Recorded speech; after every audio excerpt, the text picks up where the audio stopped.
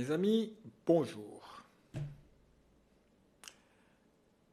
Paris Saint-Germain, Newcastle.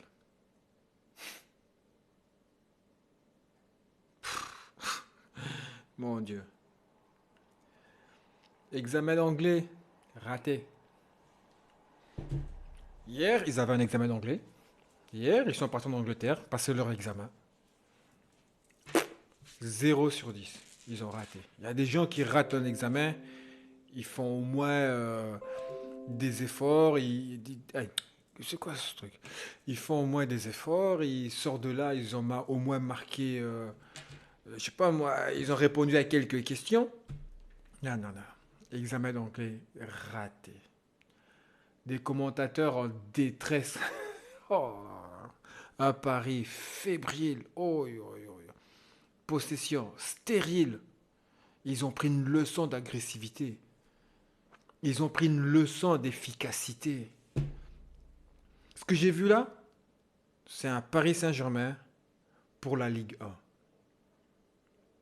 Ils seront peut-être efficaces en Ligue 1. Ils gagneront sûrement des matchs parce qu'ils vont affronter, voilà, pas citer les noms des équipes pour ne pas leur manquer de respect. Mais les équipes, on sait très bien que Paris va se balader. Mais c'est un Paris Saint-Germain pas digne de la Ligue des Champions. Ils n'arrivaient pas à sortir du pressing du Newcastle. Les Anglais leur ont mis ce pressing, mon grand. Milieu du terrain, ils étaient moi quoi, à 5. En défense, c'était du un contre un. Et ils n'y arrivaient pas. C'est incroyable. Ce pari qu'on nous a fait tant d'éloges. Ce pari qu'on a viré deux des meilleurs joueurs du monde pour faire un Paris Saint-Germain 100% Frenchy, des meilleurs joueurs français, de l'attaque de l'équipe de France. Donc, les meilleurs joueurs de la France jouent au Paris Saint-Germain et jouent en attaque. Pour faire ça, non mais c'est... Hey, Luis Enrique, casse-toi. Moi, je vous l'ai dit, les gars, c'est au moins la 3 ou 4e vidéo, je dis, Luis Enrique va couler le PSG. Enfermé dans son tiki-taka. Enfermé dans son jeu de passe et tout bazar. Et excuse-moi, mon grand, tu n'es pas à Barcelone. Tu as réussi de faire ce jeu-là à Barcelone parce que tu avais des joueurs qu'il fallait, des joueurs qui mesuraient 3 pommes, pas grand de taille, des joueurs techniques, pas des costauds. C'était leur jeu. Tu es arrivé, tu as profité de ce système-là, tu as gagné avec eux. Tu as essayé de mettre ça à l'équipe d'Espagne, tu as fait kiff, mon grand. Et il faut arrêter. Au PSG, tu as Dembélé, un joueur très rapide. Mbappé, un joueur ultrasonique. Colomani, un joueur rapide. Tu as Lucas, là, un joueur rapide. Achraf Hakimi, un joueur rapide. Tu en as déjà 5, la moitié de l'équipe. Pourquoi tu nous joues en tiki-taka? Joue en transition, joue en contre, va vers le but, va rapidement devant le goal. Tu as des joueurs pour. Mourinho avait dit, si tu as des joueurs grands dans ton équipe, qui sont tous grands, joue des ballons en l'air. Fais des centres. Si tu as des joueurs petits, joue en possession. Si tu as des joueurs rapides, joue en contre-attaque. Joue en transition. Mourinho, un grand entraîneur.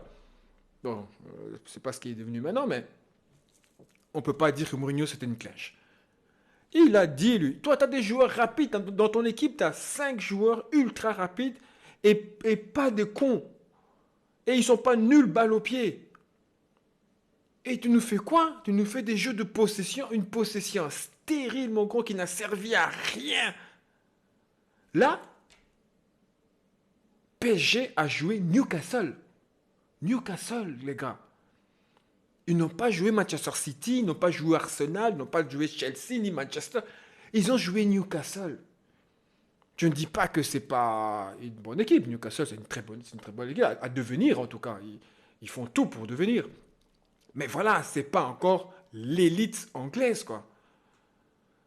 Et non, mais non. 4. Et vous avez vu les goals? Quelle passivité en défense. Eh Mbappé, t'es où? T'es où Mbappé? En plus, les commentateurs, ils sont en train, continuent, ils en prennent 4.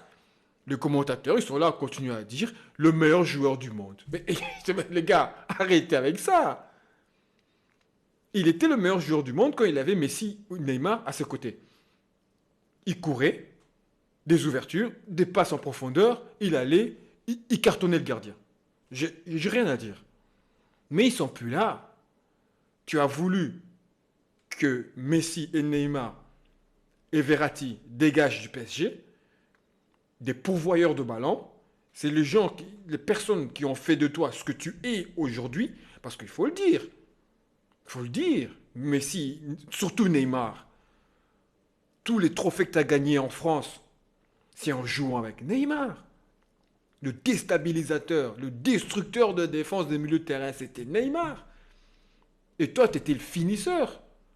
Maintenant, tu as qui pour te faire des balles? Tu as vu le match que tu as fait? Contre Clermont, tu as vu le match que tu as fait? Non mais... Et Dembélé, tu sais, il sert à quoi ce mec au PSG? Ça fait combien de temps qu'il est au PSG? 3, 4 mois? Il a même pas mis un goal, quoi. Et ce joueur-là aussi, les gars, il faudrait à un moment donné s'asseoir et parler de Dembélé sérieusement. C'est bien beau ce qu'il fait avec ses crochets, ses passements de jambes, sa vitesse. Mais ça ne rapporte rien. C'est un excellent joueur. Tout le monde sait ce que c'est Dembélé. Mais pourquoi? Parce que il est un briseur de rein. Parce qu'avec ses crochets et tout bazar, il va te briser le rein. Mais au fait, les gars, qu'on prend un peu de recul et qu'on réfléchit, ça ne sert pas à grand-chose tout ce que Dembélé fait au fait. Hein. Là où il a cartonné, je crois, c'est quand il était à Dortmund. Mais après, je sais pas, je suis désolé, mais au Barça, bon, quand il était là, oui. Mais quand tu regardes bien au Barça, il n'a pas mis autant de goals non plus que ça. Hein. À un moment donné, Dembélé, il faut se poser les bonnes questions. Hein. C'est bien bon d'avoir un joueur qui joue comme ça, rapide, qui fait des crochets et tout. Mais si c'est pour ne pas apporter quelque chose, pour tirer comme Vinicius, retrouver tes balles sur la lune, il y a un carton de ballon là-bas. Hein. Ils ont fait 2 paquets, Vinicius et Dembélé.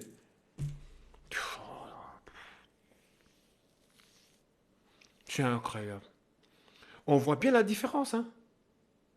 On voit bien la différence. Mbappé avec Neymar et Mbappé sans Neymar. Vous pouvez me dire ce que vous voulez. Moi, je vois le terrain. Et les gens vont venir, ils vont te dire, ouais, mais c'est un PSG en reconstruction.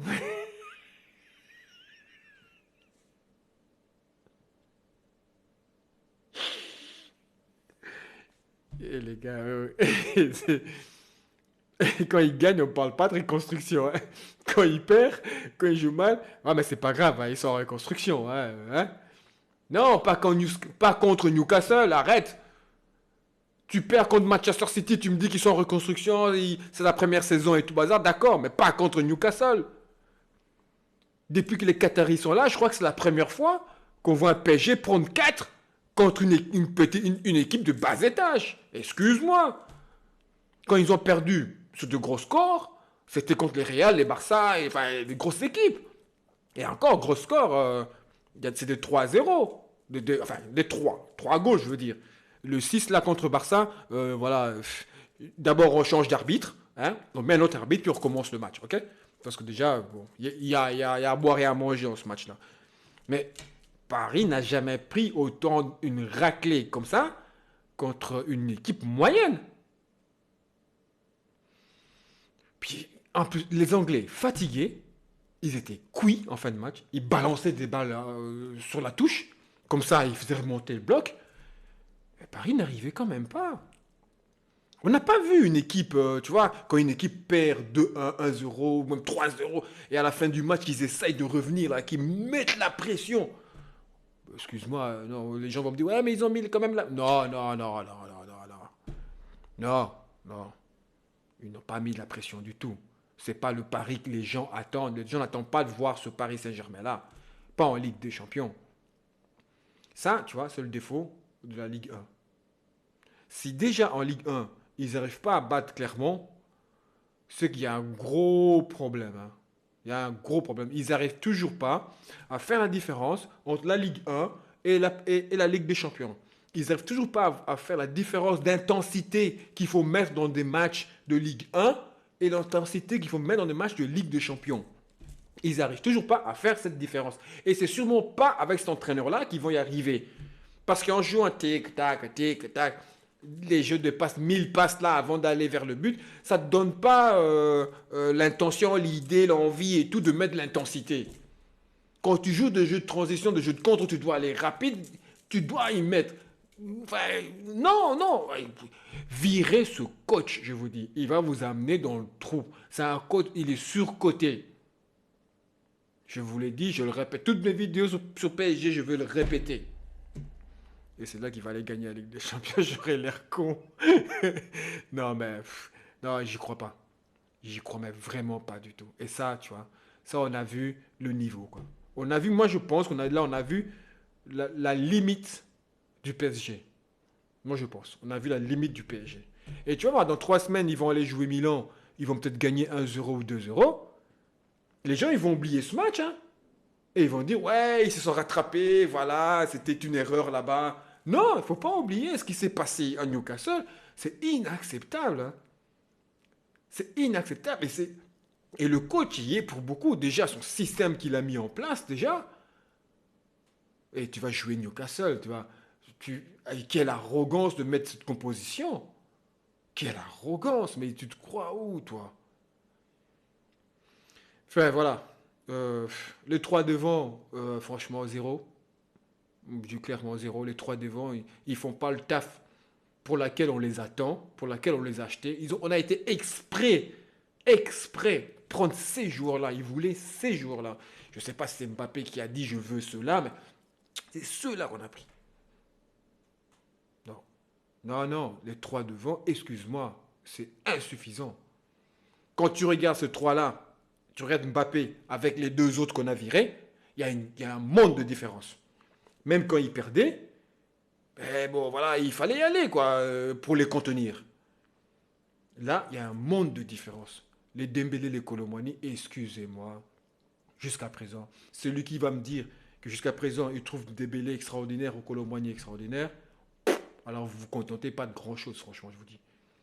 Il ne faut pas grand-chose pour vous faire plaisir. Virez ce coach. Virez-le. Avec les joueurs que vous avez, vous ne devez pas jouer en tiki-taka. Vous devez aller en transition ou en contre, direct. Mbappé est très fort en profondeur. Quand tu le lances, il est instoppable. Dembélé, quand tu le lances, on ne sait pas le stopper. Il va t'envoyer à l'hôpital. Tu vois, il va te briser le rêve, il va t'envoyer à l'hôpital. Son seul défaut, c'est quand il est devant le goal qu'il tire. Ça c'est Dembélé à Vinicius, c'est pareil. Colomboigny, c'est quelqu'un qui va aussi très vite et très habile de ses pieds. Si on lui fait les passes qu'il faut, il les mettra dedans.